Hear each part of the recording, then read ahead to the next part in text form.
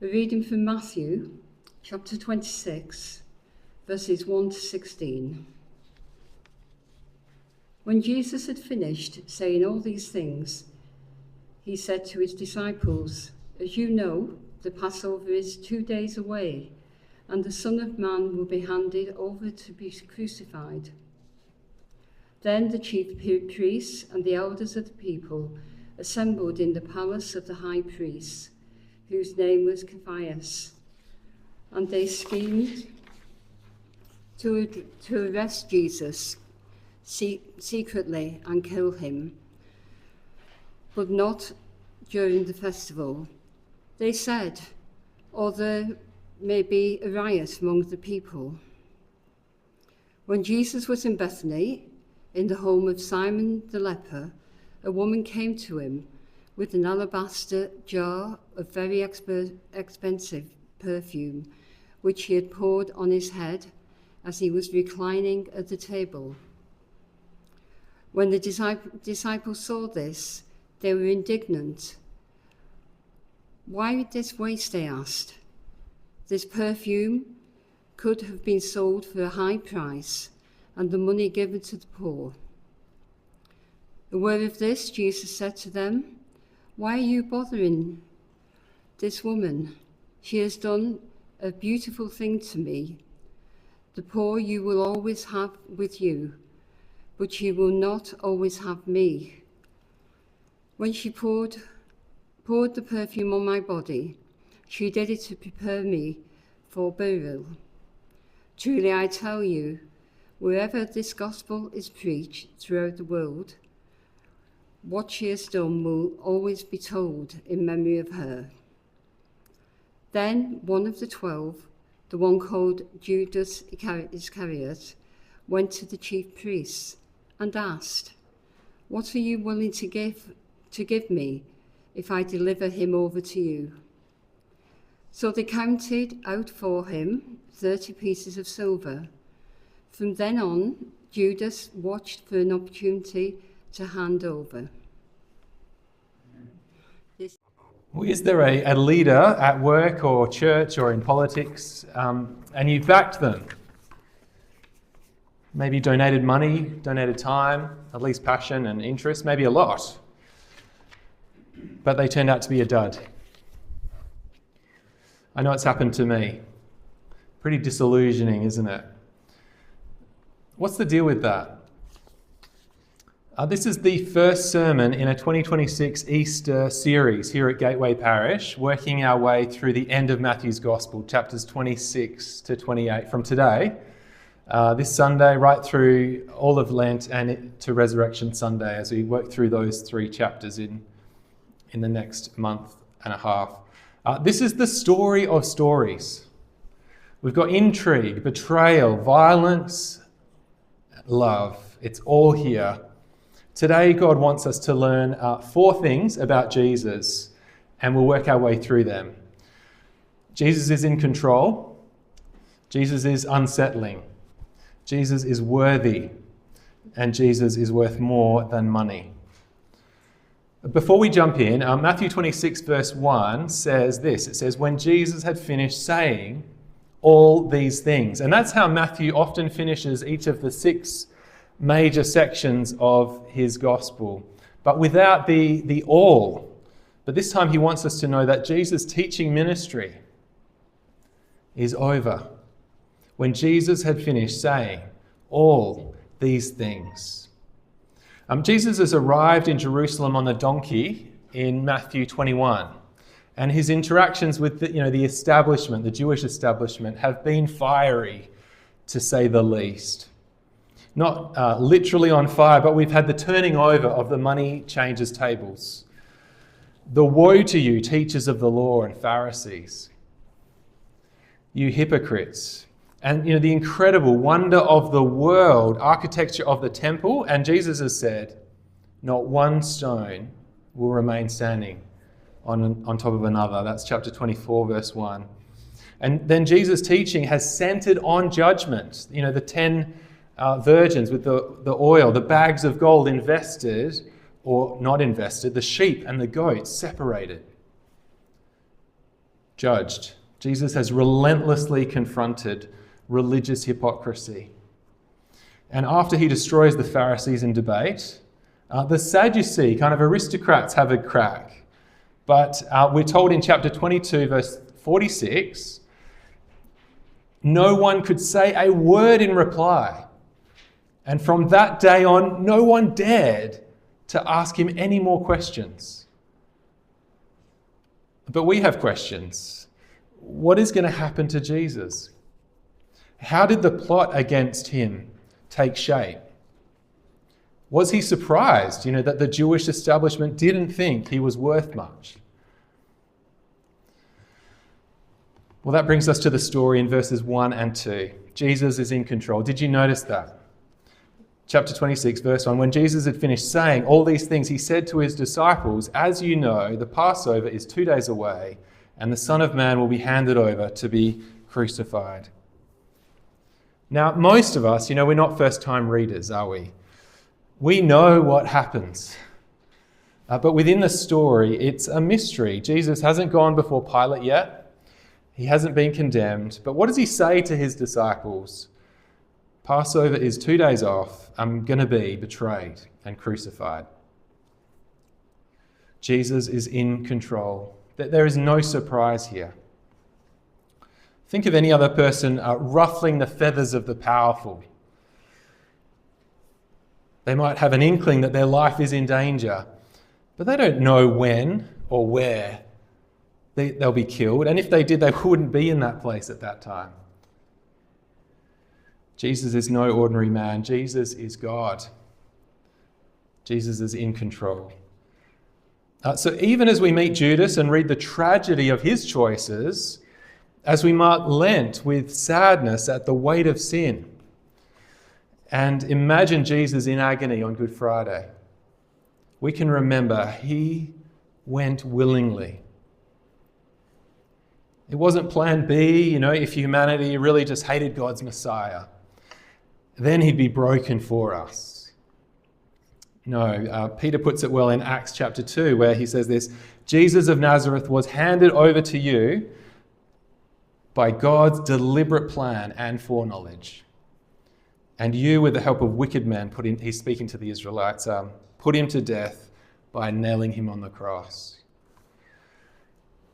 Handed over, but not by Judas, by God's plan. Well, the story continues in verses 3 to 5. Jesus is unsettling. I guess you already knew that. Has he unsettled your life yet? He has mine. Well, Matthew tells us, "Then the chief priests and the elders of the people assembled in the palace of the high priest, whose name was Caiaphas, and they schemed." Well, I think the KJV puts it, by trickery. They schemed to arrest Jesus secretly and kill him. But not during the festival, they said, or there may be a riot among the people. Just imagine this meeting at Caiaphas's palace. All the richest movers and shakers of the Jewish world, the ones who make themselves fat from the temple, just ticking over religious season by religious season, Sabbath by Sabbath. They've had enough of being humiliated by Jesus. They need to catch him when he's not surrounded by crowds of listeners. And unlike all the movie portrayals of Jesus, he is not that distinctive looking. At night, who's to say they might accidentally arrest a follower while the leader slips away in the chaos? Jesus is so unsettling, he can cause riots. And the leaders have a plan, but not yet a way to carry it out. So if you feel unsettled by Jesus, that's part of who he is.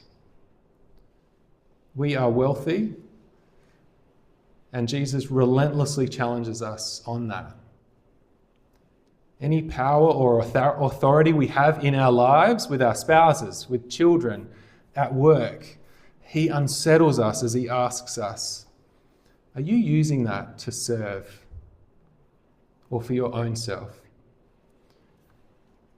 And how he unsettles our self-righteousness and says, You cannot work your way into my kingdom. It is pure gift. If you haven't been unsettled yet by Jesus, I pray that you will be. Jesus is in control. Jesus is unsettling. And we're brought to a bit of an intermission in verses 6 to 13. That Jesus is worthy. Is that what you take away from the beautiful story about the perfume? Jesus has made a bit of a base for Jerusalem operations in Bethany. It's just a K and a half from Jerusalem. It's much quieter to go there at night. Now, the population of Jerusalem has swelled from maybe 50,000 people to perhaps 300,000 people at Passover. This woman, John's Gospel says it's Lazarus' sister Mary. She holds nothing back. Now, this V1 by Gianni Vive Sulman, this perfume is worth about 130,000 Australian dollars. That's more than 30 silver coins. Imagine just pouring the whole bottle out on someone. It's lavish. The beautiful scent just saturates the air. Are you like me? You're just thinking, surely a little bit would have been enough. I always think eating a whole banana is a bit lavish, so I just eat half. And my wife really hates that. Well, the disciples are with me. Why this waste? They asked. This perfume could have been sold at a high price and the money given to the poor. And alms giving was an entrenched practice at the festivals like Passover at this time. Imagine the help we could have given the needy. But you know what Jesus says? He says, no, in 2,000 years, disciples of mine in a distant land called Australia, on the west side of that big country, they're going to talk about what Mary has done. And they're going to talk about me and what I'm going to do. And that's right, isn't it? Matthew records it from verse 10. Why are you bothering this woman? She has done a beautiful thing to me. The poor you will always have with you, but you will not always have me. When she poured this perfume on my body, she did it to prepare me for burial. Truly, I tell you, wherever this gospel is preached throughout the world, what she has done will also be told in memory of her. Jesus is worthy. Notice this gospel. Jesus says when this gospel is preached, it isn't a gospel of being a good person. It isn't a gospel of living by the Ten Commandments. It isn't a gospel of social justice for the poor. No, it is about Jesus. It is the gospel of his burial, his being broken for us. And now imagine meeting Mary in heaven. I wonder if she'll be a bit of a superstar there. We will not ask and say, hey, Mary, that expensive perfume, you poured it all on Jesus? Was it worth it? No, because Jesus is worthy of it all.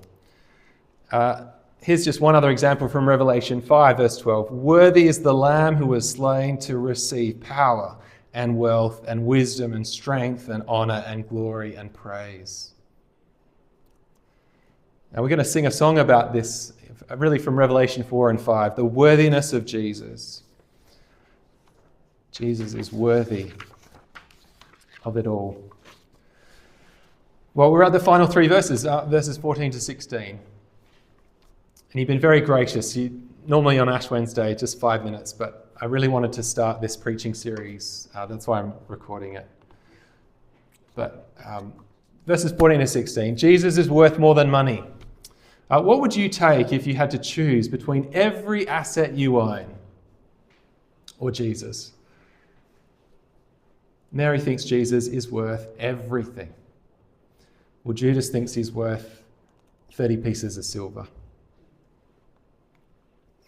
Verse 14, then one of the 12, the one called Judas Iscariot, went to the chief priests and asked, "What are you willing to give me if I deliver him over to you?" So they counted out for him 30 pieces of silver. From then on, Judas watched for an opportunity to hand him over.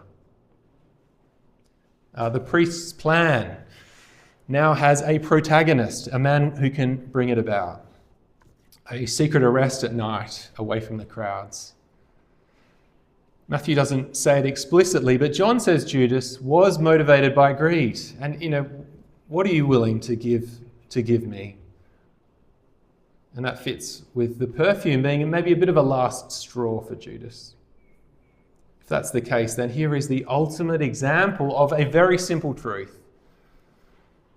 That money is a root of all kinds of evil. To betray the best man who ever lived, to collaborate with the corrupt ruling elite, to hand him over. No, I hope you know that Jesus is worth more than money. And Father, would you let it not ruin our lives? Save us, Lord, from the love of money. The Magi, they knew this. At the extreme other end of Jesus' life on earth, their precious gifts. Jesus taught this in the parable of the rich fool who builds those bigger barns. This fool in that parable should have learnt from Mary and learnt from Judas. Jesus finishes that story saying this in Luke 12. But God said to him, "You fool, this very night your life will be demanded from you. Then who will get what you have prepared for yourself?" This is how it will be, Jesus says, with whoever stores up things for themselves, but is not rich toward God. So how do you show in your daily life richness towards Jesus? Because Jesus is worth more than money. Jesus is worthy, so don't hold back. Don't you want someone you can truly back and he'll never let you down? Some have watched the latest Liberal Party stuff because they have hopes, say, for Andrew Hastie. Trump or Hastie or Albanese. We look for people we hope are worthy of our backing, our vote, our money, our allegiance. I remember the exultation in my circles at the time when Kevin Rudd came to power. But he turned out to be human, like the rest. They can't maintain control or bring certainty. They're unsettling, not because of their incredible poise and power. I'm talking about these political leaders, but because of their faults and frailties. We get cynical, we hold back next time. Well, Jesus is not like that. He is worthy of it all, so don't hold back.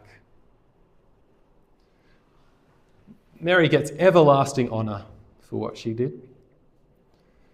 I think of our missionary partners who leave the comfort of fellowship in Australia to give their lives for Jesus overseas. Dan and Mon, and I'm sure you have mission partners in Narrogin. Our context might be different, but I want to say anything you've given up or donated or missed out on because of Christ, totally worth it. Because Jesus is worthy, so don't hold back.